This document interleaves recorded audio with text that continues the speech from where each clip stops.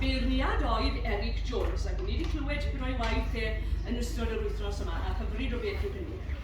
Mae'r wobr ariannol o 200 yn rhodd gan Rhiannon, Margaret a Mary, sef chwiorydd Dic. Oedden nhw yma heno? Realdi, reit. Hyfryd iawn, mae'n y gynrychiolaeth yma o'r teulu, a dwi'n falch iawn o gael dweud bod Margaret wrth gwrs yn canu yn hôl y gymanfa nos Sul gyda ni.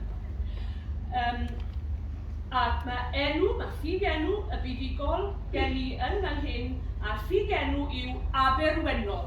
Os yw Aberwennol yma, a ddawen ei hi fyny y llwyfan os gwelwch chi dda. Dwi'n chi weld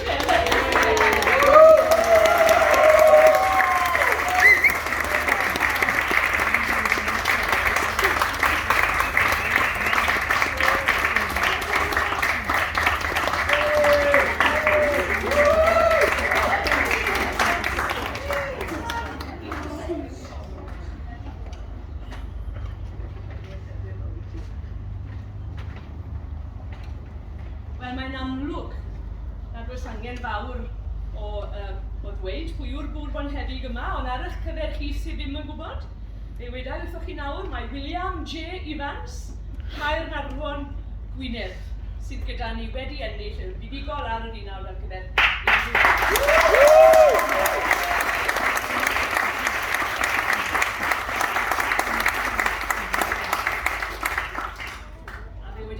Bach wrthoch chi amdano fe. Yn wreiddiol o borth, mae William neu Bill, fel y mae gyfeillion yn ei alw, yn byw yn Caernarfon. Bu'n athro cerdd ym Mangor, Dyffryn Ogwen a Caernarfon. Bu'n cyfansoddi ar hyd y blynyddoedd ac yn creu llawer iawn o ddarnau cerddorol a chaneuon ar gyfer plant. Mae'n parhau i gyfansoddi fel bod angen yn lleol ac fel ffabr i gymaint o bobl. Hoff candleweithiau Wagner. Ond eang yw ei ddiddordebau cerddorol, fel i ni gyd mae'n byd debyg yn gwybod falle.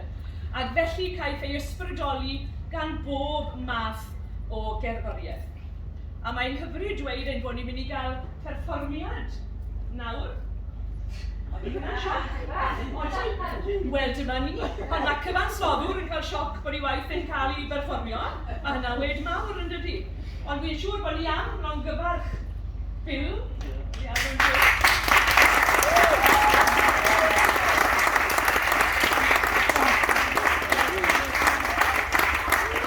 Ac yna i wahodd i eistedd yn y gynulleidfa, mwyn iddo fe gael clywed datganiad o Unawd, ac i ni'n mynd i gael y fraint o glywed John Ieuan Jones ac Annette Bryn Parry.